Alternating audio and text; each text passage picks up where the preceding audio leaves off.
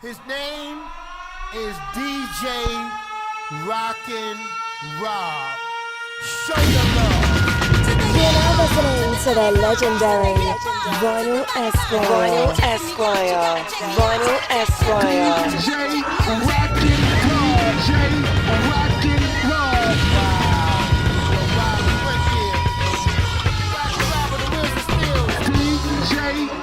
DJ Rockin' Rob, baby, dial to the break. It's on, do it. Esquire. Hello world, I want to welcome you to Vinyl Esquire, the podcast that delivers culture, truth, music.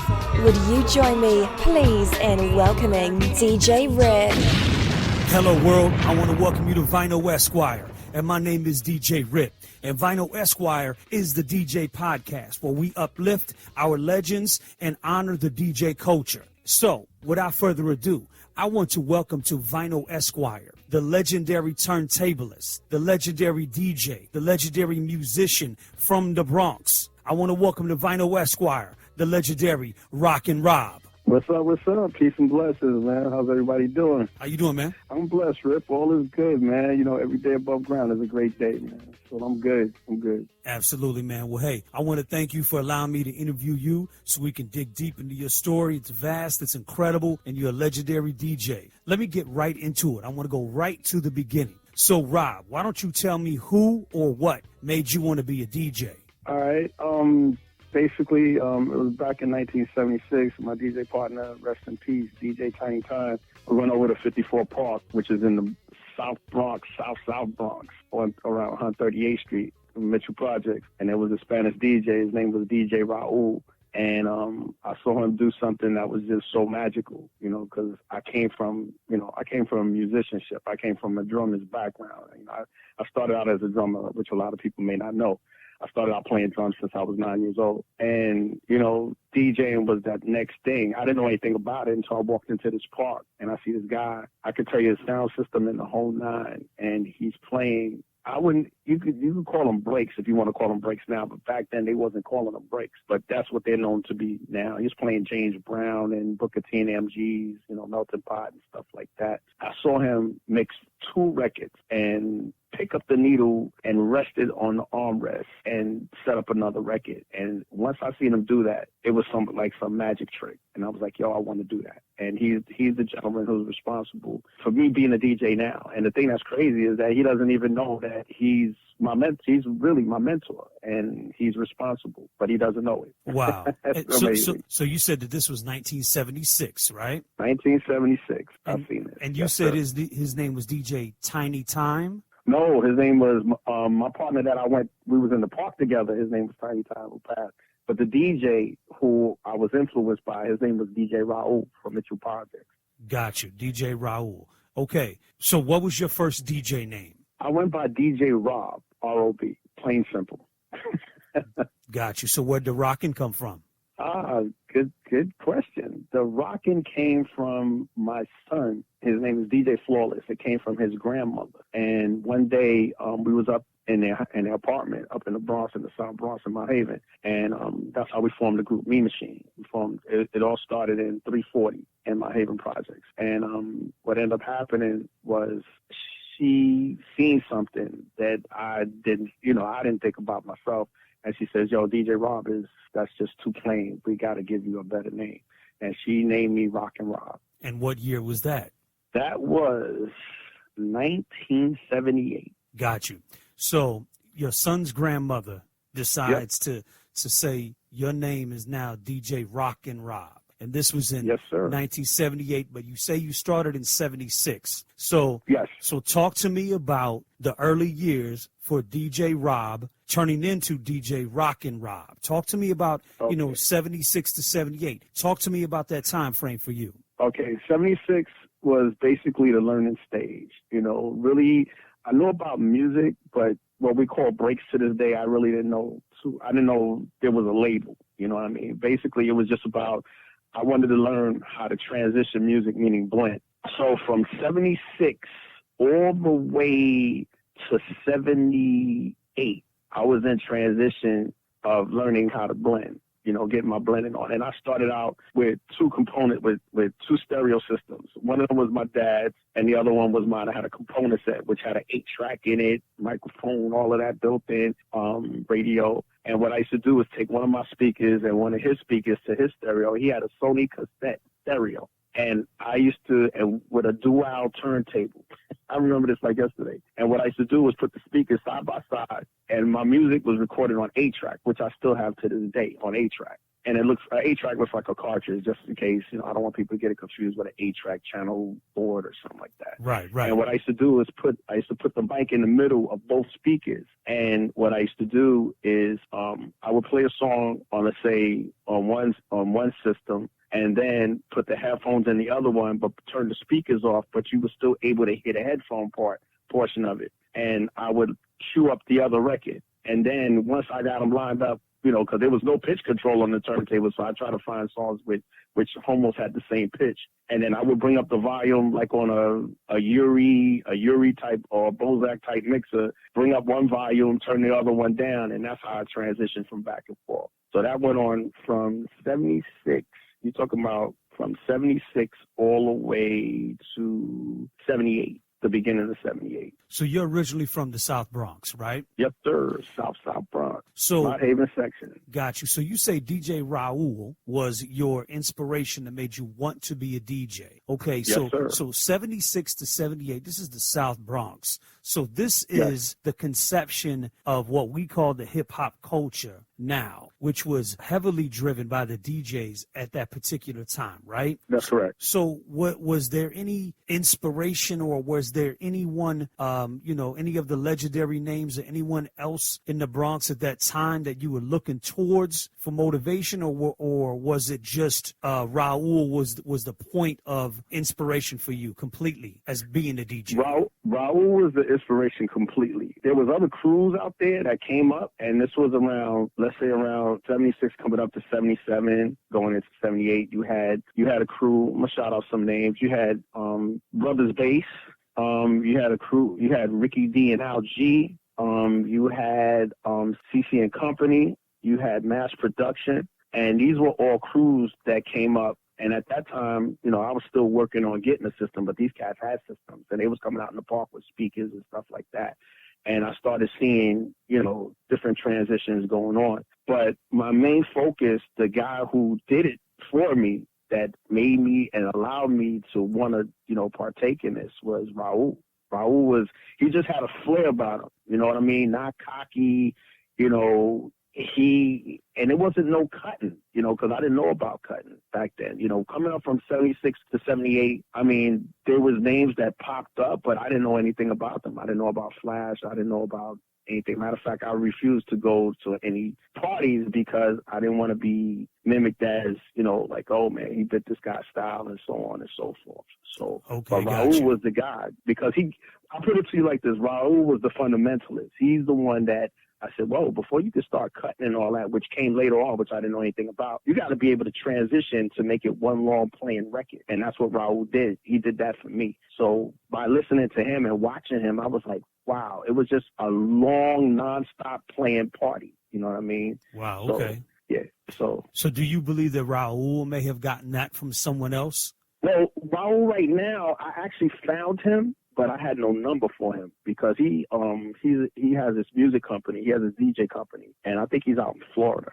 And he's doing big things. I mean, he used to play at the Latin Quarters back in the days, if anybody knows Latin Quarters. Right. And he played at, various other spots too. But the Latin Quarters, he was big at over there. He even played with Red Alert. Shout out to Red Alert. But Raul he was that dude. He was that dude for me. I know everybody has somebody that inspired them, but he was my inspiration because, I mean, I look forward to every weekend, go in the summertime, waiting for him to come out with a system. And when they said he was playing music in the park, go to the park and listen to him do his thing. It was great. So he was a storyteller. He was a storyteller, basically, with his music. Got you. Absolutely. So talk to me about how you developed your style. How did you develop your approach? My whole approach is like, when you're a musician, it's about being different. You're not trying to, I mean, for me anyway, I can't speak for everybody else, but, I never wanted to sound like anybody. You know what I mean? Whatever somebody was doing, I wanted to do something totally different.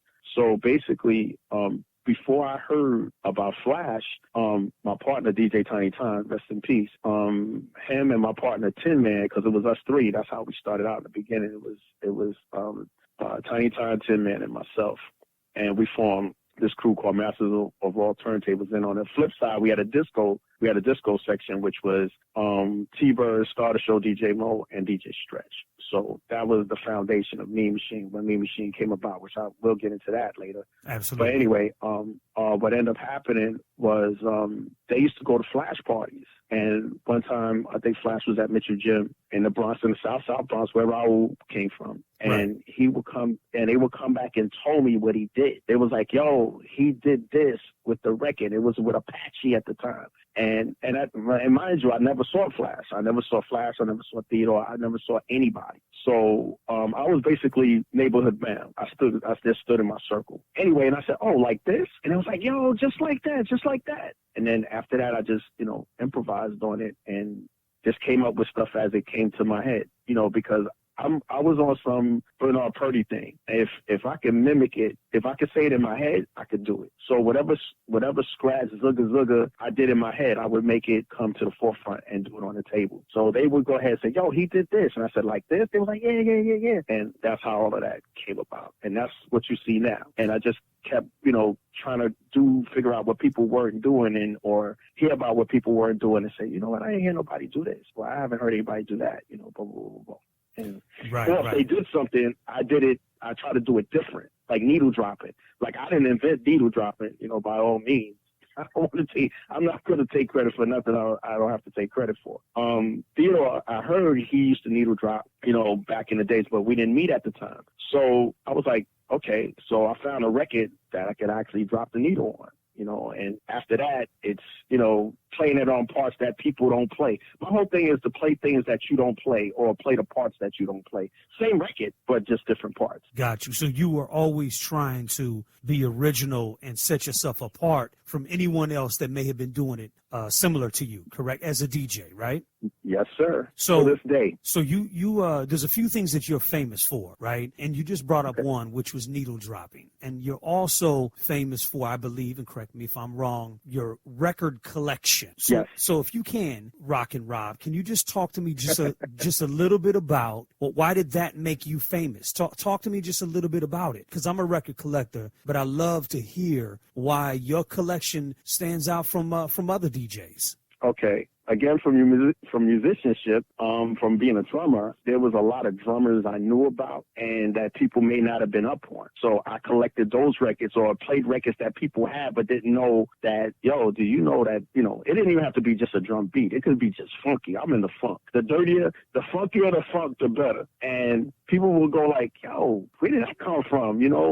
This is before Shazam. And then they were like, yo, that's on that album? And that's because back in the days, we played the whole record. You know what I mean? We didn't play a section of the record. We played the whole album. We had albums. We played the whole album, just like when you got a cassette, the whole thing. And then you got to be familiarized with various songs and what break on it and so on and so forth. Besides that, I had help in the music department. I had brothers, my brothers in Spin, which my family, which is, Tiny Time, rest in peace, his brother T-Bird. They had an extensive record collection, the stuff that, Flash and Bam was playing. They had some of that in their collection, you know what I mean? And I was oblivious to it. So they educated me on that. You know what I mean? And that's just from being at the house, playing music. We used to sit there, have jams at the house, and they would pull out these rare gems. And then we got two more members in the crew that came on by the name of Chuck City and E Boogie. And these cats, they was like the Cyclopedia Britannica when it came to music with breaks and everything, because who else did the Virgin to it? He used to get his records from Italy, France, whatever, all over the world. Chuck used to go to the band parties. He used to go to Bronx River. He went into the T Connection. He went into the S&C Garage. So did I too, but there was, you know, he went to the Fever, you know, he went to all these places where Flash and them played. So he got to hear and understand, you know, the records that he was playing. And then not only that, his brother was into music as well. He was a record collector, you know what I mean? So he got a lot of his joints from him. So I got educated like 2 times, you know what I mean, when it came to the music that I play now. So with that vast collection, would that include 45s, 10 inches, full lengths, you know, everything? That was everything. That was everything. Because back then, music had, you know, there was no preference. I mean, the majority of the records that we rocked was, we rocked 12s and albums, but, you know, 45s played a big role because it was songs or breaks that was on 45s that you couldn't get in albums. So that's where the 45 came into play at, too. I kept the 45 thing going now is because, one, they were easier to carry. They was easy to carry. 12s are heavy. You know what I mean? You put a 12 in a case, in a record case, and put some 45s in a record case. Which one you rather carry? I'd rather carry the 45. Absolutely. But Absolutely. But I wanted to do something that kind of drifted, because cats, I'm not the only one that played 45s back in the days, and I will not say that. You know, a lot of people a majority of DJs, I mean, if you look at Jamaicans back in the days, what did they play? They played 45s. But, you know, I didn't know anything about that at the time either, because, you know, I'm too busy trying to find basically I was trying to find myself back in the days. I'm trying to find my way and, you know, what avenue can I take to do X, Y, Z? And then, you know, currently I said, yo, this 45 thing, you know, I was still playing vinyl. When cats went digital and they was trying to get me to go digital, I was like, leave me alone. Let me keep doing what I'm doing, which was vinyl. Right. And not necessarily 45, but it was vinyl. And then, you know, one day, you know, my partner now, you know, Chuck C, was like, yo, man, you know what, let's do something different, man. Let's, like, you know, 45s is easy to carry. Let's go into that. And we've been playing 45s ever since. You know, we don't get no credit for it. Only from some people, you know, they know who they are. They give us love and credit for it. But there's cats they jumping on board because instead of creating a lane, they jumping in the lane. But then some people are trying to take over the lane. You know what I mean? Like, oh yeah, I've been doing this. Y'all, let me tell you something. I ain't trying to be funny, but I'm like this. From the time, besides 45 King from back in the days, who else was playing 45s? Especially when the digital world came in. Everybody wants to jump on the new thing that comes about. Right. But sometimes the old thing becomes the new thing again. Everything comes around 360. Right, absolutely. You know what I mean? So now everybody's playing 45s. You got celebrities that's playing vinyl now and playing 45s. Right. Well, the 45 craze is so big now as all the re-releases are coming out on 45s. You have portable turntables that there's a whole new scratch culture where you see DJs, aspiring DJs, showing up with portable turntables and 45s, and that's all they're doing is scratching. You know what I mean? And again, what made it become as big as it became? Like I said, I'm not saying nothing. All I'm saying is that thanks to Tools of War, Chrissy Z, I played a gig for her. You know, she put me on the Tools of War, and I did a 45 set there. Nobody was doing 45s when I did that. You know, cats they was on their laptops and the whole nine, which I'm not knocking the laptop. People who knock laptops, because I play on a laptop too, but my preference is vinyl, especially 45s. And I did a set, 45s. Then she brought me to Harlem, and there was the theme of the park was called Digger's Delight, where you bought the most eclectic, rare stuff. And it was Chuck City, myself, and Biz Markie, right? Okay. Biz had a gig to do that day, but he stopped through.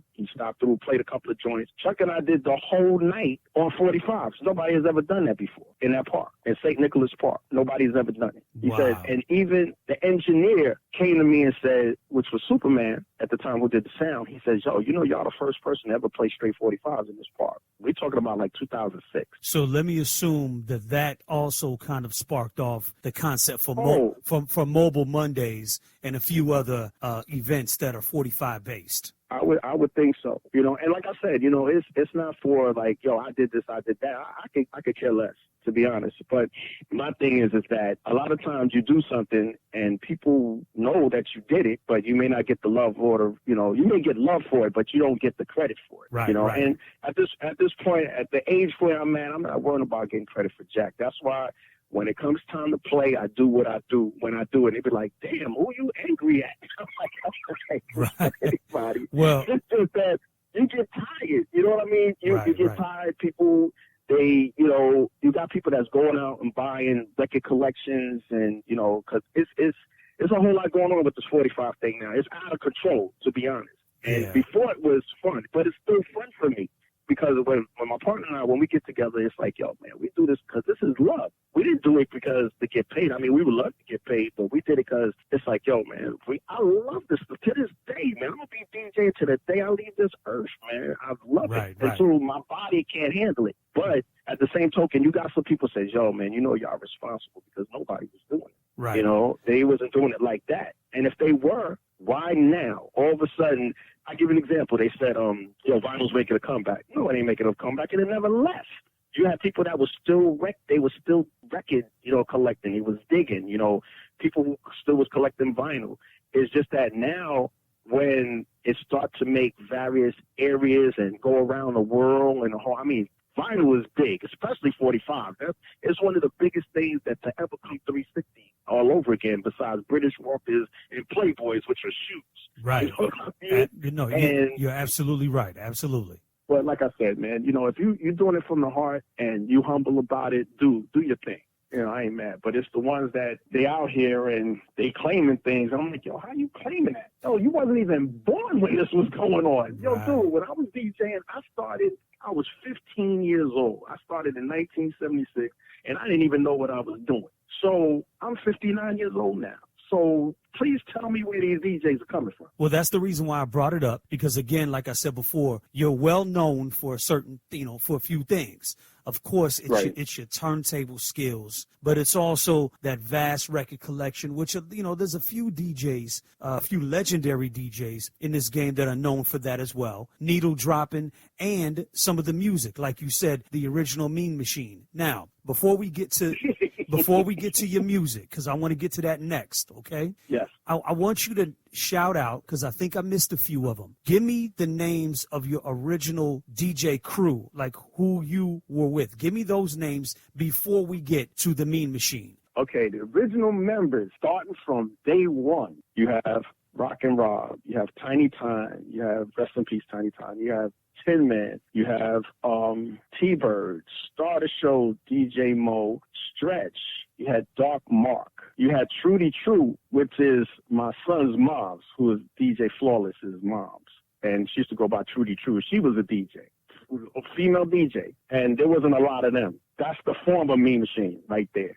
That's the former Mean Machine. Then later on, we go into Rockin' Rob and the Fabulous Four MC Connection, which is Crazy Eddie, Little Rich, Barry B, Little Bit, female MC, Little Bit. And to give you the whole gist of this, T-Bird, which later on he goes by we started calling him Tony Tone. Not Tony Tone for Cold Crush, but shout out to Tony Tone for Cold Crush. That's my peeps. Absolutely. T-Bird was the one responsible for coming up with the name Mean Machine, because his crew was called, we were all under the Mean Machine umbrella. But what ended up happening before the Mean Machine thing even happened, his crew was called Funk Train, which was Star the Show, DJ Mo, Stretch, and T-Bird. And we were Masters of All Turntables, which is Rockin' Rob, Rockin' Rob, Tiny Time, and Tin Man. Then we changed our name to Earthquake. Okay. So we went from Masters of All Turntables to Earthquake. This is all taking place now. This is taking place 78 now. The beginning of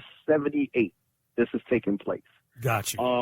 Then around February, it was like about 2 months, about a month in, February comes, and T-Bird goes, yo, we're going to have a meeting. So we have a meeting. He says, yo, man, we should call ourselves Mean Machine. I was like, yo, that sounds hot. And what was cool about it, it was the best of both worlds, because his group, which was Funk Train, was a disco group. They played like all the disco stuff that was out, like if you went to the club and stuff like that. We, on the other hand, we were playing more B-boy stuff. We was playing the Just Begun, Give It Up, Turn It Loose, Shaft in Africa, the Meditation. We playing that. So he says, yo, we should put forces together and let's become Mean Machine. We was like, yo, that's hot, bet. And that's how Mean Machine, the birth of Mean Machine came about. Not knowing later on there's another Mean Machine, a Hispanic Mean Machine, who was 5 blocks away from us. We ain't had a clue to that. That's another story. All right, so let's get to that story. So now, let's talk about this. I'm holding in my hand a record. It is a 10-inch that was released. Well, it was re-released in 2016 on Fraternity Music on a 10-inch 45. But the song is Rockin' Rob and the Fabulous Four MC Connection. Right. And the song is The Original Mean Machine. Okay. Yes. This record is produced by Jimmy, Hazel, and yourself, Rockin' Rob. Yes, sir. The MCs on the record are Lil Bit, Crazy Eddie, Barry B, and Lil Rich. This song was recorded in 1981 at J&J Studios by Curious George. Okay, you said you started out as a drummer, so you have a drummer's background before you became a DJ. So now, talk to me about Rockin' Rob and the Fabulous 4 MC Connection, The Original Mean Machine. Talk to me about this record and the story behind this classic. Basically what happened was we couldn't go by the Mean Machine name any longer because around that time, around 81, the other group, Mean Machine on Sugar Hill label, they came out with the song Disco Dream. More than likely, which I would hope so, which I know they did, they had to copyright the name. So now there's a contention. You can't go around saying this group, and in actuality there's another group that got a copyright on that, because that could be financially painful. You know what I mean? We could have got sued in the whole 9 yards. So what ended up happening, we decided to let the name Mean Machine go because we had no choice. You know what I mean? And we decided to use my DJ name and the MC's name. So we said, you know what? This ain't going to stop us. Let's go with Rockin' Rob and the Fabulous 4 MC Connection. So that was brought together by Barry B. He came up with the name for the MCs, which we were formerly Mean Machine, and people still know us from Mean Machine, but we had to put that stamp out there because we didn't want any problems. So now what we do from this point, we're cleared. You know what I mean? They're like, okay, yeah, was he with a group Mean Machine? Yeah. But now this is the name we go by for clearance. Okay, what ended up happening was I was with a band called Hot Ice.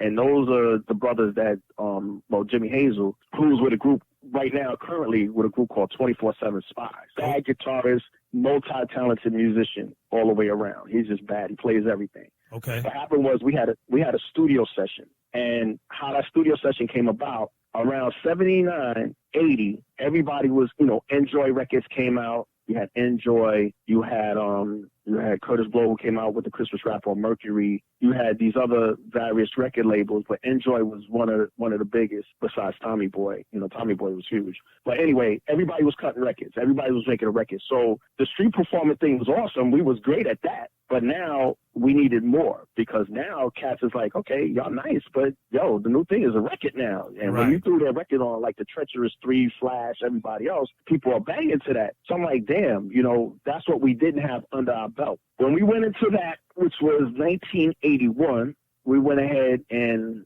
we said it was time to make a record. So we went in the studio, Jimmy Hazel, and under the umbrella of Hot Ice, he did the guitar riffs and the bass. I believe he did the bass riffs too. And which he did. He did the guitar and the bass riffs, and I played the drums. And that was me still, playing both ends of the stick, the DJing thing and drumming. So when it came down to doing a record, I'm not going to have nobody else play drums. I'm going to play drums, because I know just what I want it to be. So we ended up doing a James Brown cover, a couple of James Brown covers on this record. After we did that, later on, there's a brother named Undercover Brother that, if you look on a record, he went ahead and he said he's the one that did Cracker Beats. Right. If you're familiar with Cracker Beats. Yeah, absolutely. And he went ahead and said, yo, I want to produce your record. And he's on Fraternity. Fraternities with Space Funk, Manziel. I'm like, what?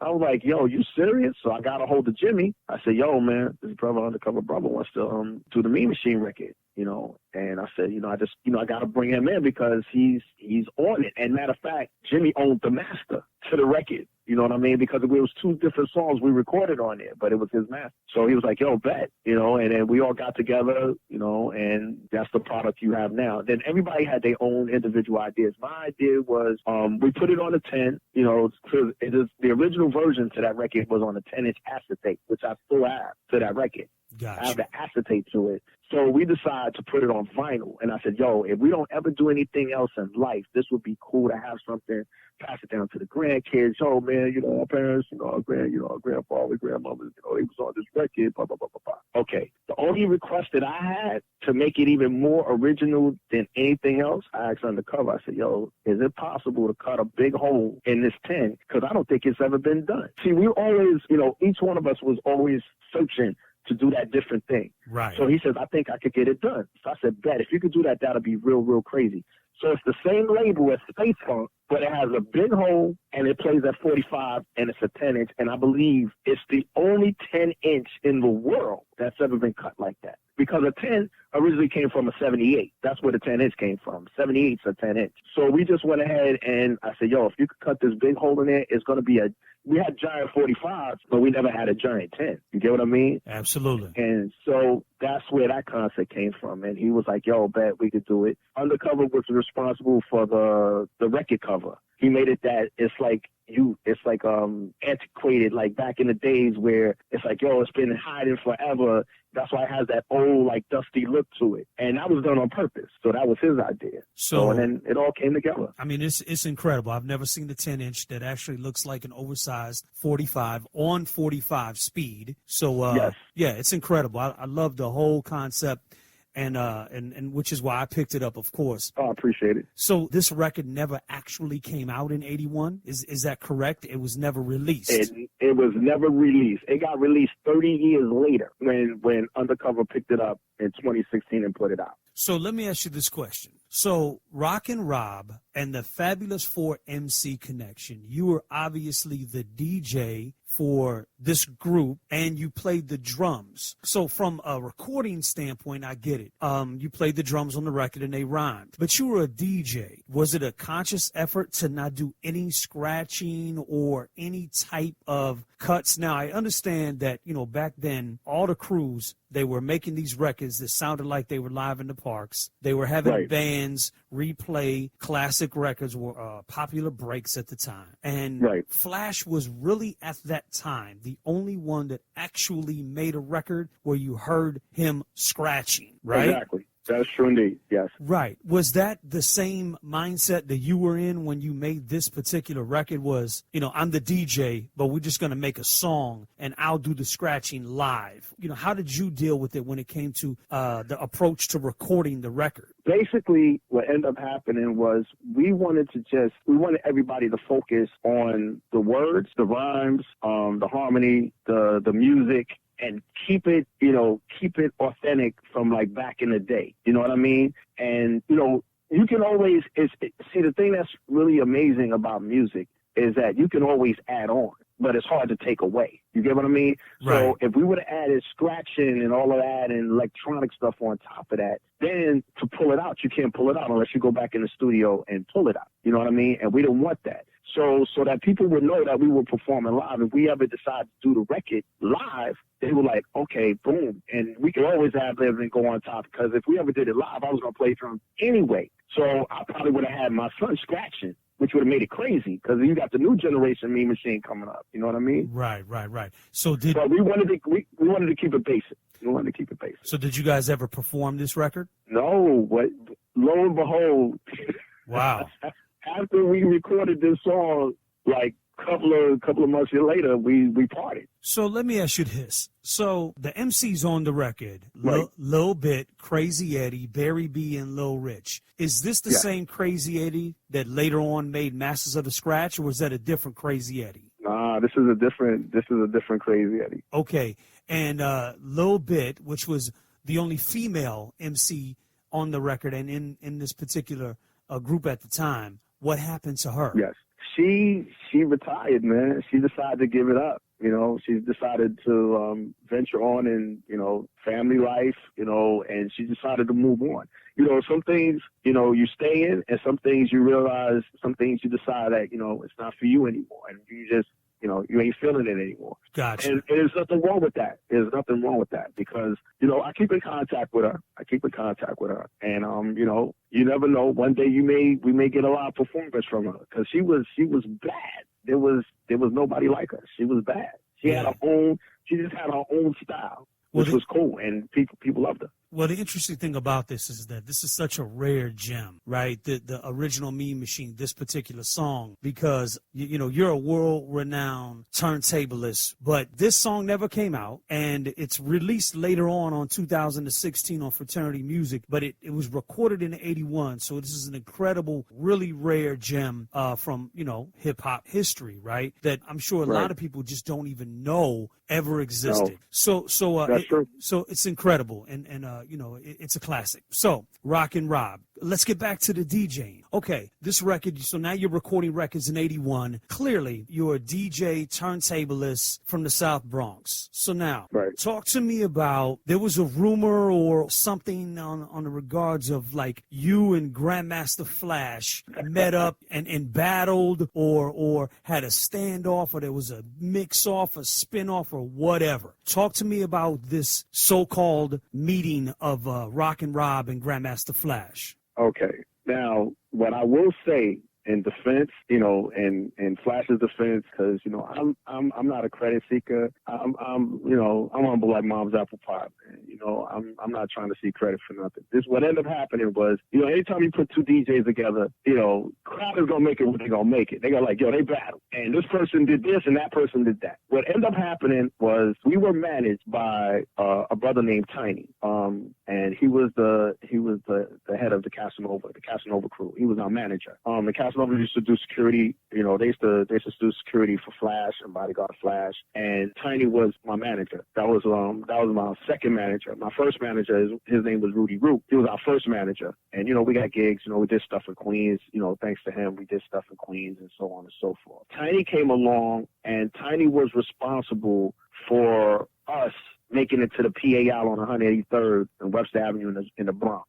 He was responsible for us to play at the Ecstasy Garage in the Bronx, the T Connection in the Bronx, the Renaissance Ballroom in Harlem. So what ended up happening, he had a multi-role. You know, he's watching over Flash and he's managing us. Now, what ended up happening, he put this flyer together in my project where I grew up, Mott Haven Center. It was a community center. And he said, yo, we're going to put this party together, and it's going to be you and Flash, blah, blah, blah. Flash is going to be special guests on the flyer. I was like, all right, cool. So it's myself and the MCs. We on stage doing what we do. You know, we entertain it, and we doing what we do. And what ended up happening was that we didn't know if Flash was going to show or not. You know, we didn't know if he was going to show or not. But anyway, it was neither here nor there. We was there to do what we needed to do. As the night goes in, it's before midnight for a fact, because we couldn't have the communication. We couldn't have the community center too late. Yo, it was crazy because we had a crowd. We had a nice crowd. It was crowded. I'm not gonna say it was packed, but we had a nice crowd. Okay. All I knew, whatever I was doing at the time when I was playing, I see the crowd like open up. You know how like when people break dancing, but then, you know, they open it up, they open the circle up, so, you know, whoever's gonna come in next, blah blah blah, whatever. Anyway, it's Flash and the Furious Five, right? The Five come in, and you know, and it's like. And I told the same story, and if you want to ever get a caption of this too, I told the same story on, I don't know if you know Troy L. Smith, the tape master. Yes. Okay, I did the same interview with him. Flash walks in, it's like the crowd like parts, like Moses part in the Red Sea. It's like it's parted. And he walks up, comes up on stage, we hug each other, we give each other a hug, blah, blah, blah, blah, blah. You know, he's like, what's up, cuz? I was like, oh, it's good, blah, blah, blah. At the time when he's in there, I'm cutting up Pussyfoot by Jackie Robinson. I know it's not cool. A lot of times people don't like when you give up names of songs or whatever, but listen, you know, if your records only rely on that one record, then you're in trouble. Right, so right. Anyway, absolutely. I was playing Pussyfooter by Jackie Robinson. Bad track. And the record came from Canada. Yep. Dope. Not too many people had it, right? 12-inch. I'm cutting it up. Boom, boom, boom, boom, boom. Flash comes in, and he goes, yo, can I have some of that? I say, yo, go ahead. So Flash takes off my cartridges, takes my needles off, and he puts his cartridges, his needles in. And he starts cutting. He starts doing this thing, blah, blah, blah, blah, blah, blah. I'm not going to say I was the first person he heard that from. I'm not going to go there. I'll let everybody talk about that. But anyway, make a long story short, he said, what else you got? So I pulled out I Can't Stop. And this is where the fun begins. I pulled out I Can't Stop. And actually, I got a picture. I'm going to send you the picture after we talk. Okay. He goes, yo, whatever I do, you do. It was almost like follow the leader. But right. Without doing a carousel. So he's on the left turntable, I'm on the right turntable. He starts cutting like manipulating the turntable. I'm not going to call it scratching because it was cutting, and it was like bam, bam, bam, bam, that type thing. Bam, and I would backspin it, catch it, bam, bam, bam, bam, bam. And then, it was like bam, bam. And then he went on the other side, bam, bam. And we started spinning around. And we was playing Follow the Leader. Now, one thing I did get from Flash is I'm going to make it well known. Flash was the one that inspired me with this beatbox thing because, I come from a drum background. Right. So he has this box. And when he had this box, when I saw him, it was in Mitchell Gym. And my crew, they begged me to go to this part. I said, I refused because I don't want to hear nothing about, I cut like him, blah, blah, blah. Anyway, I went. And this one time I went, he played the box. And he didn't even play it that long. It was just quick, fast, in a hurry. It was like in and out. Right. But it was enough to grab my attention. I said, what the hell? And I took a picture of it with my eyes. I said, I'm going to remember that damn box. From where I'm standing at, I'm going to remember that box. I'm going to find that box. And it was a manual machine. It wasn't like these drum machines where you hit a button and it plays. Right. By itself. I said, I got to get one of them. And lo and behold, I found it. I was up in Gun Hill Road and right across the street from Evander High School. Anybody who's familiar with the Bronx, North Bronx. And there was a music store there. And it not Palumba, because people going to think Palumba, but it's not that. It was right across the street from Roosevelt. And they had the box there for $99. And I bought it. Yep. And I bought it. I said, I said, how much? And the guy, the salesman said, $99. I said, I'll be back. And I must have left him like a $5 deposit. And I came up the next week and I bought it. And I didn't even have no job. This was like Christmas club money, back in the day, you got a Christmas club. Anyway, make a long story short, to move back forward, I had the box set up, because I was going to play it that night anyway, whether Flash showed up or not. So Flash, we just finished doing the turntable thing. We did that. So now he goes, the box doesn't work. I said, yes. So after you. Right. I might be dumb, but I ain't stupid. After you go. Because I do that to know how much I need to do and how much I don't need to do. Of course. You know what I mean? It's like course. When you let people go first, you may not have to do as much. So he gets on and he does like the Flash to the beat. That boom, boom, ba, boom, boom, bat, boom, ba, boom, boom, boom, bat, bat. And he's doing Flash, and the crowd is like, oh, blah, blah, blah, blah. So he's like, on the fourth kick, grab it, meaning the bass kick, because he started going boom, boom, on a 4-count measure. Right. He said on the fourth bass drop, grab it and, do your thing. I was like, okay. So I'm looking at him. I'm looking at his fingers, hands go 1, 2, and 3. Before the fourth one came, I hit it. I started playing. So now the crowd is like, oh, sugar honey iced tea. You know what I mean? Right. And like I said, now I'm in drum mode. Now I'm in drummer mode now. I'm not even, turntables is out the window now. Now I'm in drumming mode. So I'm playing it like I'm playing drums. The thing that set that night over the top is I started playing Mardi Gras, Bob James 2 on the beatbox. And Melly Mel and them grabbed the mic and they started rhyming. It was like, keep that going, man. Keep that beat going. And I was like,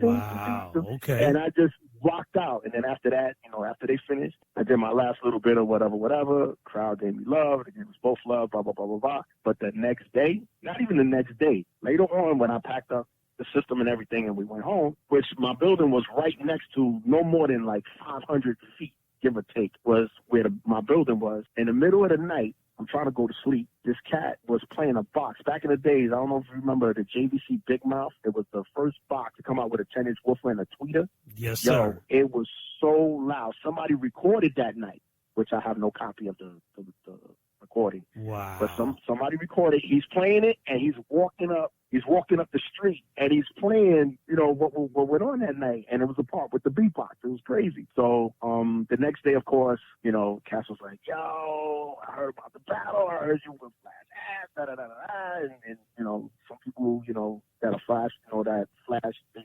were Flash lovers. They was like, I heard Flash did his thing, blah, blah, blah, blah, blah. I never said anything. But that thing it went so forward where people made it what they wanted to make it.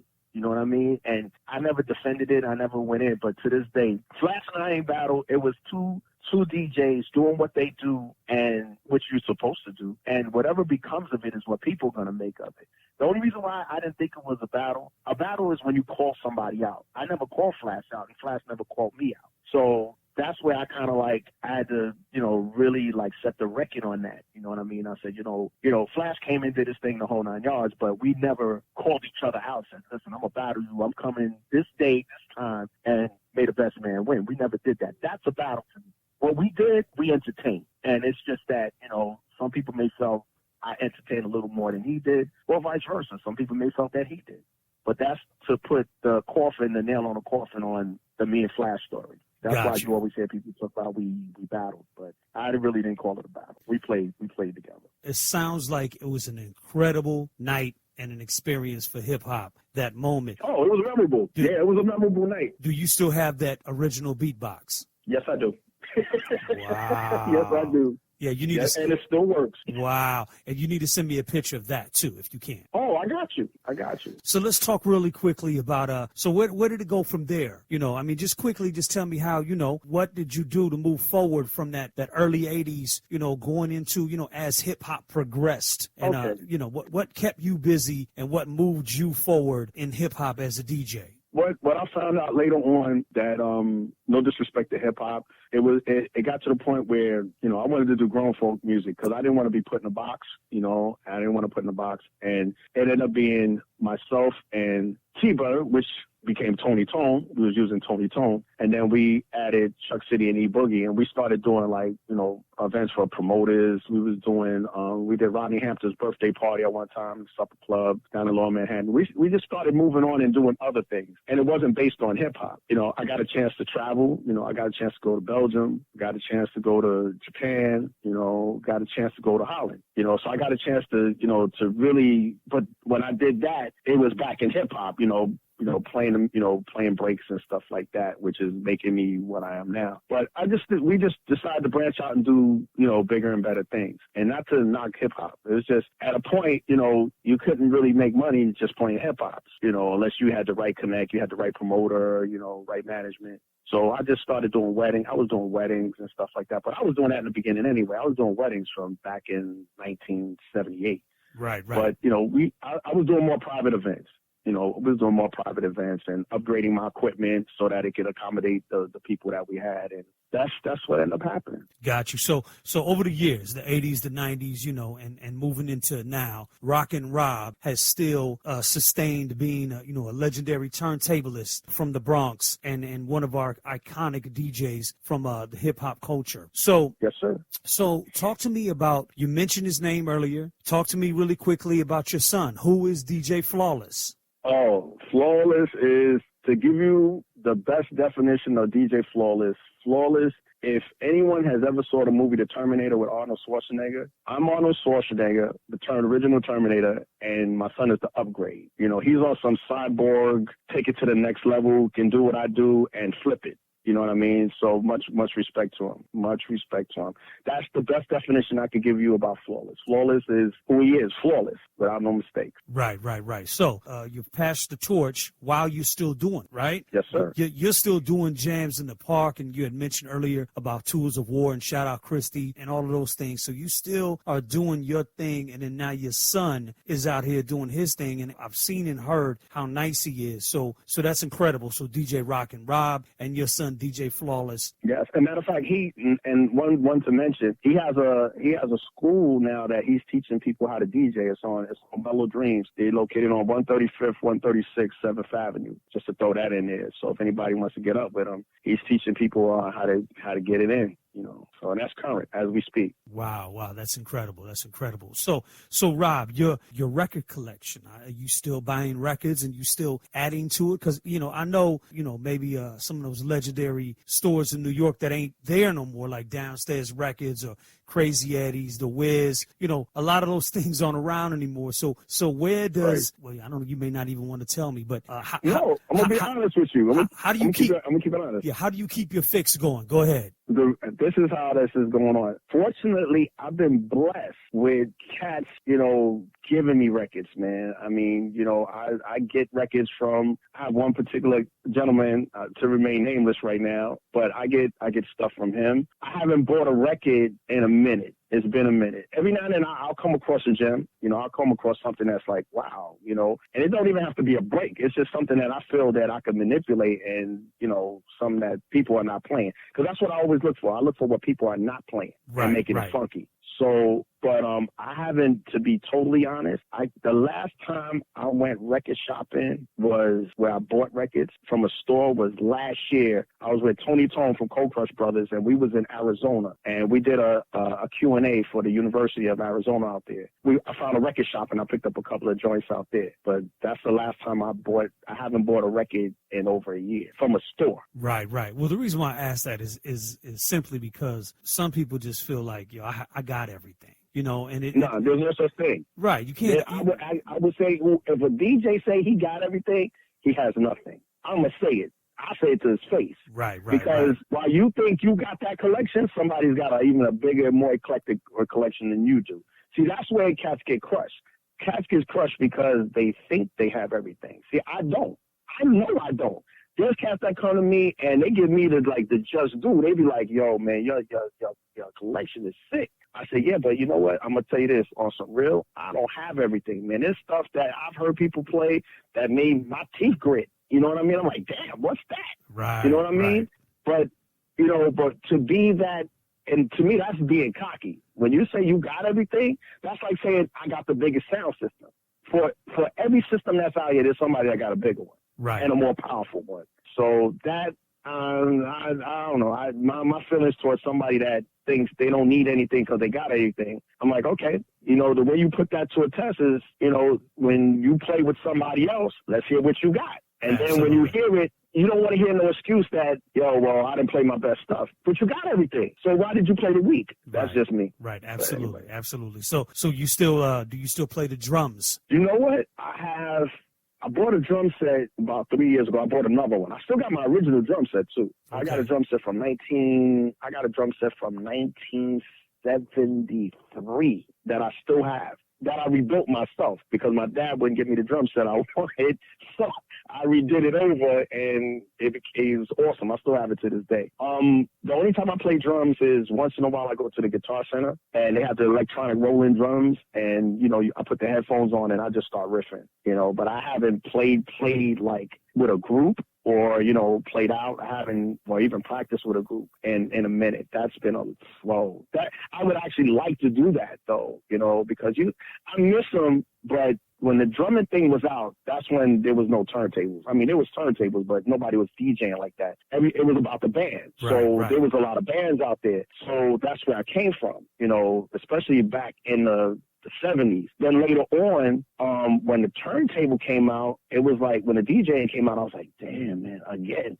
It's like, why I gotta pick the thing that has the biggest rig? You know, the drum set is the biggest rig. You know, a guitar player, you know, he got his effects, his guitar, and his speakers, and he's good. Drummers, we got all these individual pieces, the cymbals, the sticks, the pedals, right? You know, and then when I got into DJing, it was the same thing: the amps, the speakers, the equalizers, you know, turntables. But I mean, I love it, man. I love it to this day, and this is why I still do it. Absolutely. I do it. It's and all the money that you got to spend on buying all that music. See, now you can get everything for free. Yeah, true indeed. I mean, you download stuff. I mean, and my download game is crazy too. I mean, you know, people talk about vinyl. I mean, yeah, we can go vinyl, but yo, we ever go download on some files. I got some real sick stuff that people have yet to hear. See, you know, that's why I brought that up. You know, because you had mentioned it earlier, and my next question is, how do you feel about the current DJ scene and where DJs are at, you know, in 2020? Because you had mentioned earlier about like the 45, the resurgence of the 45s, and you know that it's out of control, right? Right. You know, and then you you said that you of course you have a laptop as well. You're not just playing vinyl, you know. So no. So with technology, so with everything that a DJ has at his fingertips, how do you feel about the current DJ scene? The only thing that what I have to say about it is that to me, like, and this is with hip hop, on top of it. You know, it's in a state of emergency because people are not doing because this is their love or their passion. See, I play out of passion and love on what I do. And any old school DJ, you know, from back in the days, or any DJ from back in the days, they're going to tell you the same thing. This is how I play. We all play out of passion for the love of what we do. And to really want to get paid for what you do is kind of hard, you know, for people to put a number on what you really like to do. And sometimes you'll come up short for the most part. But anyway, getting past all that, I think what happened is technology made it too easy for people to partake in wanting to be a DJ. And then when people took in it, they thought they was God's gift. You know, it's like, yeah, I can do what you do and blah, blah, blah, blah, blah. Okay, this is what y'all used to do, but now we're doing it like this. And they have no foundation. Yo, you want to come see me? I got some bell drop turntables. Yo, let's talk about that. You know what I mean? Let's take it to the beginning. And to me, with the digital era, going back to the DMC, I personally feel that the DMC shouldn't have went digital. It should go back to vinyl, because that's when the real skills kicked in. If you were nice on vinyl, digital is nothing, except knowing, you know, the technology and the foundation or how to operate your product. But there's certain things that still should stay where the origin was. Because back in the days, it was 2 turntables and a mixer. Right. You know what I mean? Now they got the phase. Now you got the Rain tone armless turntables. And like I said, I'm not knocking that. You know what I mean? But to me, so that people can respect this art of what we do, they need to start from the ground up. They need to know what it was like to play on belt drive turntables. So when you graduate to the next level, like anybody who was from back in the days have every right to play on a computer. Because you know what? That carrying 10 and 20 crates, it does a lot to your body. So then now, you ain't trying to ruin your record collection either, because you're not carrying $5 and $2 records. You're carrying 100, some cases, some people are $1,000 records in your crate. And that's just for one record. So why are you going to set damage to that? So in the digital era, it enabled us to copy all our files where the time-coded record gets damaged, but your files stay intact. I have no problem with that. But it's just like with the new cats coming up, they need to pay homage and pay respect if they're not doing it. So to play devil's advocate, I mean, people would say, well, that's an old way of thinking, right? But because the DMC, when it started in, 85, right? It was 2 turntables and a mixer and 2 pieces of vinyl, right? But that is correct. But as technology, came, right? We all fought it, right? I'm a DJ too. We all fought it, but then we absorbed, learned, and embraced because it got away from us carrying all that heavy shit, right? So, but with that being said, the DJ battles, and everything, they all, just implemented the technology and as it advanced. So what you're saying is that you believe that the DJs or people who want to inspire to be a DJ now, you feel that the technology is great and you should embrace that. But what you're really saying is that you should learn where it came from. And that is correct. And even if you're buying the toneless, turntables or controller actually, or using the phases, you should learn how to mix and cut or whatever your goal is on actual vinyl and actual turntables before. So that way when you're on digital, you know how it feels and you really know how it really feels to be a DJ. And you're not just a digital DJ, you're an all-around DJ. Is that where you're coming from? Oh, absolutely. Because if you think about it, even when people use a Serato, Tractor, or whatever, there's a mode called relative, which is skip-proof. Absolutely. And you're seeing cats beating up on turntables and the needles jumping all over the place, but the record's not skipping. So your formation is nice, but in actuality, if you was to put that in analog, that wouldn't fly.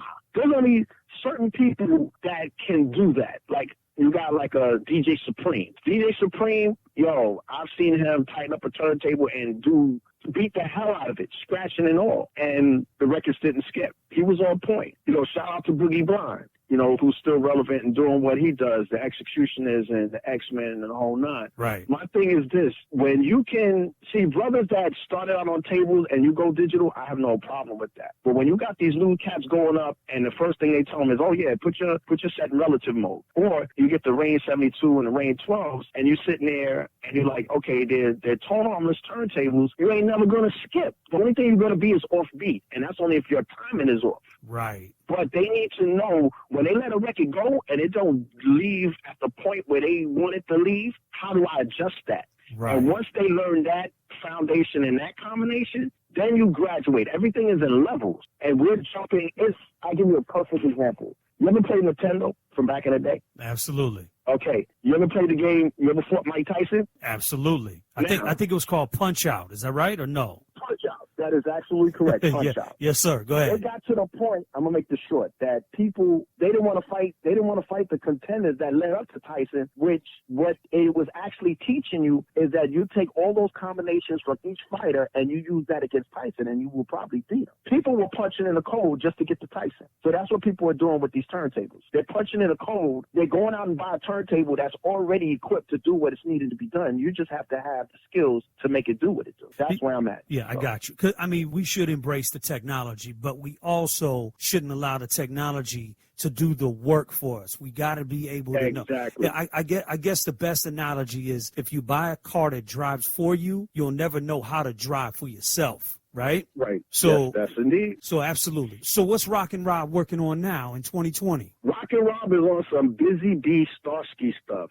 I'm on some knocking out all bums and contenders. Quote from Busy Bee Starsky. No, on a real, but I do like that quote though. He always used to say, "I'm here to knock out all bums and contenders." Right. I'm basically just keeping it funky, entertaining, and traveling, man, you know, and passing it on, you know what I mean? Because I have like 7 or 8 nephews that they DJ, they were DJing as well, you know what I mean? And shout out to my nephew Phil, does what he do. And my nephew Phil, he used to be the DJ for French Montana. But Phil is nasty, you know, like I said, it's all in ranks, you know what I mean? And it's just passing it down to the young. Matter of fact, Flawless is working on his son now. His son is 2 years old and he's getting into it. You know, he's starting to mess around with the decks and stuff like that. Wow. I even had him on my turntable. Yeah, man, you got to start him young, man. Start him young. I mean, but it's passing the torch. That's basically it. And that might be interesting. You got Rockin' Rob, Flawless, and then the grandchild, so grandfather. Oh. That's going to happen. That's going to definitely happen. Well, three generations in the family being DJs. That's dope. So, Rob, from 1976 to 2020 and everything in between, including the things that you've accomplished, from being a world-renowned turntablist and an iconic DJ from the South Bronx, thanks to Fraternity Music putting out a classic record called The Original Mean Machine that you were a part of, and all of those things. I just want to salute you and thank you for continuing being the iconic turntablist and representing the DJ culture and hip-hop culture that you do still to this day, all the way from 1976 to now, and you're still nasty on them turntables. You know what I mean? Oh, thank you. Well, I thank you, man, because at the end of the day, without people like yourself to get our story out, and without the crowd themselves, without them, there's no me. I can only be me with the crowd that I have. Or I would just be in private mode. You know what I mean? But a lot of cats don't understand. People make you, to a certain extent, who you are. Because if nobody's buying your product, if they're not buying your mix CDs, they're not buying your mixtapes, if they're not buying, then you're just another product out there. You know what I mean? That's how you grow. And I'm just glad that I got the following, that I have the following that I have. And I appreciate each and every one of them. I mean, you know, it's when Chuck City and myself, we come out to the park for tone or whatever, you know, the support is real, you know, and we got fellow DJs that support us too. You know what I mean? We got Jazzy J, Kaz, you know, Hollywood, you know, these brothers, man, you know, they awesome, you know, and our journey, and they support, you know. Absolutely. But it's based on the crowd, man. I mean, I could do this all day long, but if I don't have crowd support, then I would just be another cat just trying to find my way. Absolutely. Well, with that being said, how can our listeners keep following DJ Rockin' Rob? You can catch me I'm on Facebook, Rockin' Rob K's on Facebook. I'm on Instagram, Rockin' Rob 45 on Instagram. And every now and then, hit a YouTube or Google and find out what's popping on there. And I might pop up at an event. You know, they might have me popping up at an event. But yeah, that's the two ways to get in contact with me is on Facebook and Instagram. All right, dope.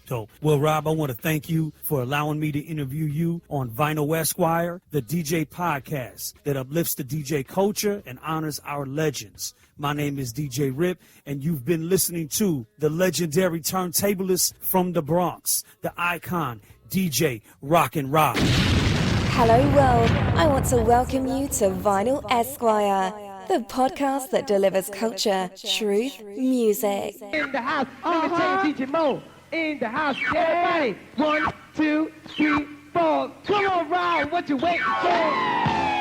Yeah. Once again, this one here is dedicated to all of my girls from the Mean Three. We want y'all to know we love you all, and we want y'all to be looking out for our record, because it will be coming out in the near future. Yours truly, Tiny Time, Master B and Rockin' Rob. And also, coming up next, y'all, we're in the sensational sounds of the MC Connection, y'all. And the MC Connection, well, they record soon will be out, so you make sure you be at your record shop to get it. And out comes the beat, don't stop to the break of dawn. Young ladies alive, ladies galore, young ladies, I like the way you do it. Ha ha ha, New York, New York, New York, New York, New York, New York.